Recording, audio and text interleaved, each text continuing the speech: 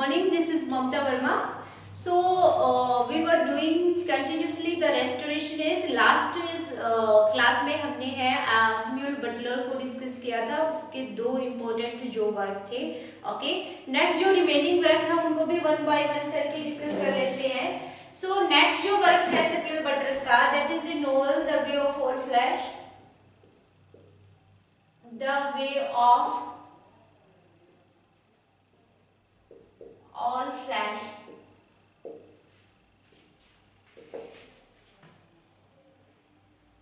The way of all flesh, and इसका subtitle है Ernest पॉन्टिफिक्स. Ernest पॉन्टिफिक्स. Okay, सो ये एक नोवेल है. सबसे पहले ये पब्लिश हुआ था 1903 में, एंड ये एक सेमी ऑटोबायोग्राफिकल नोवेल है. सेमी ऑटोबायोग्राफिकल नोवेल है ये, ठीक है. तो यहाँ मेनली जो राइटर है स्म्यूल बटलर, हमारे जो नोवेलिस्ट है, उन्होंने विक्टोरियन सोसाइटी को क्रिटिसाइज किया है, उस पे स्टायर किया है, ठीक है. So it is a stair on Victorian society. So it is a stair on Victorian society. Okay, Victorian society पे स्टाइल है ये. सबसे पहले ये ध्यान में रखना है, ये एक सेमी ऑटोबायोग्राफिकल है. And the way of all flash है, इसका सबटाइटल है अर्नेस्ट पॉन्टिफिक्स. सो मेनली जो ये नोवेल है, it covers the 4 generation of Pontifex family, ठीक है. ये जो पॉन्टिफिक्स है, it is the surname of this family which is discussed in this novel. So ये पॉन्टिफिक्स है, ये एक सरनेम है, ठीक है. सो अर्नेस्ट पॉन्टिफिक्स है, he is the main character, protagonist of this story. Ernest Pontifex is the protagonist. Okay, and Edward Overton है. Edward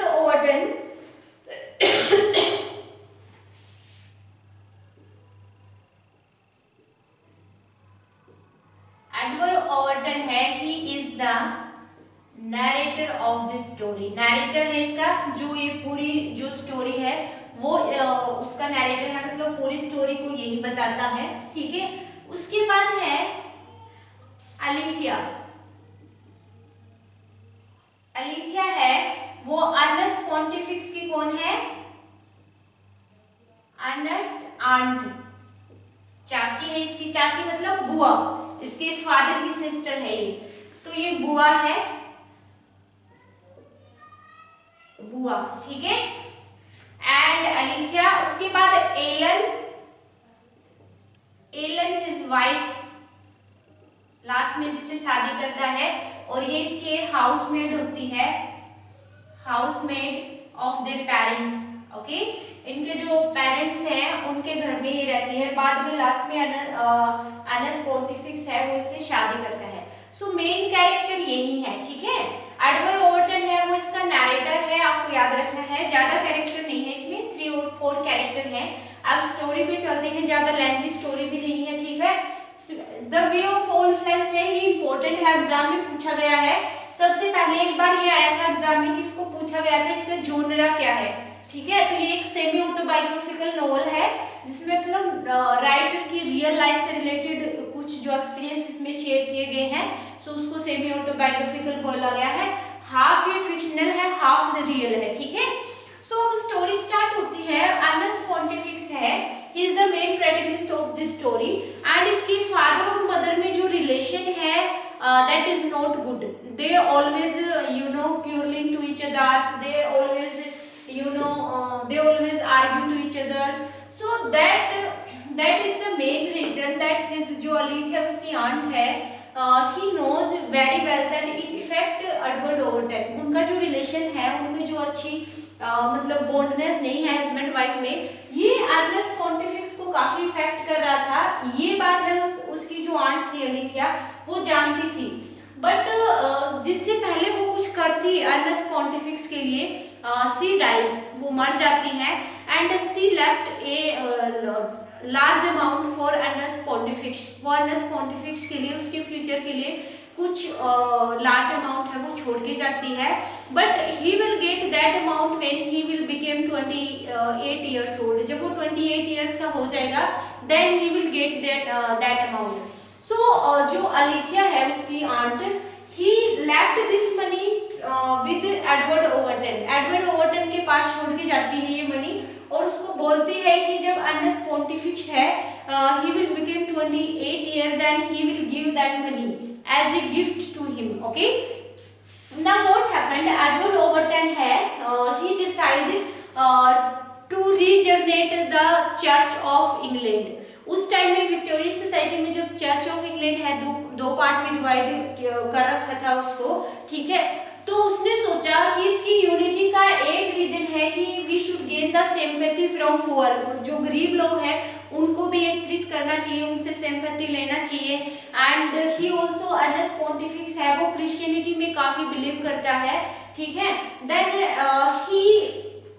then he goes to a priest, जो चर्च का एक पादरी होता है, उसके पास काफी उसका कनेक्शन रहता है, एंड दैट प्रीस्ट है cheated Ernest Pontifex with all his money. So Ernest Pontifex के पास जितना भी पैसा होता है उसको वो लेके वो प्रीस्ट है वो चला जाता है, मतलब भाग जाता है।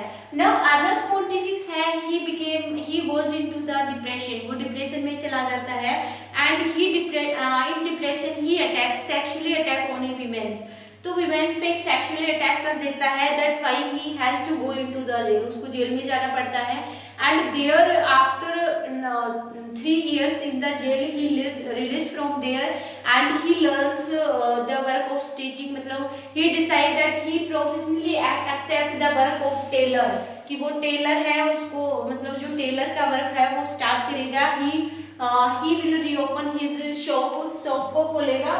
बट लेटर क्या होता है, he मैरिड टू हिज जो हाउसमेट थी एलन, उसके साथ शादी कर लेता है, and he has now 2 child। Then after the marriage he comes to know that Ellen is already married to another man, कि वो किसी दूसरे व्यक्ति से शादीशुदा है, and she is also alcoholic, वो ड्रिंक भी काफी करती है। देन क्या करता है, जो एडवर्ड ओवरटन है he comes there and he gives some stipend to Ellen so that he can leave him, मतलब वो अर्नस्ट पॉन्टिफिक्स को छोड़ के, and she easily leave him for the another man, and she went to Europe चली जाती है। Then Edward Overton है he comes with that money which her aunt Alethea had left for him, he gave him to 28,000 money। तो उसको 28 birthday पे उसके जो money उसकी बुआ उसके लिए जो एज ए गिफ्ट के लिए छोड़ के गई थी वो उसको देता है, and he also take him to the trip of Europe, and there he give a job, so उसको वहाँ एक जॉब दिलाता है।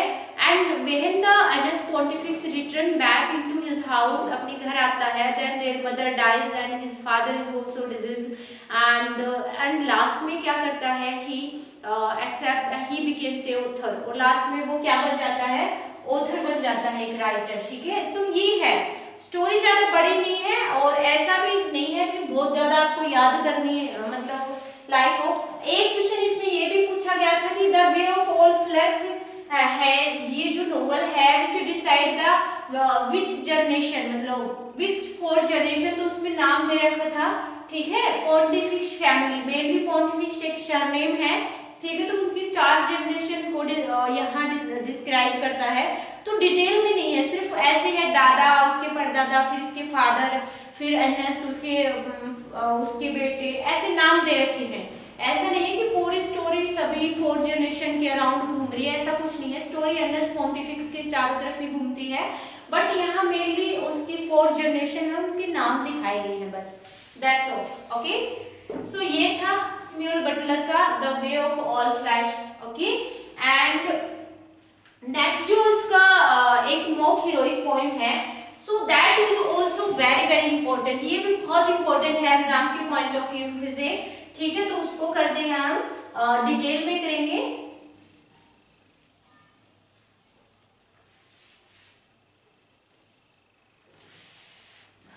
सो ये वीडियो है जो थोड़ी लंबी हो जाएगी, ऐसे करते हैं इसको नेक्स्ट क्लास में करते हैं, ठीक है।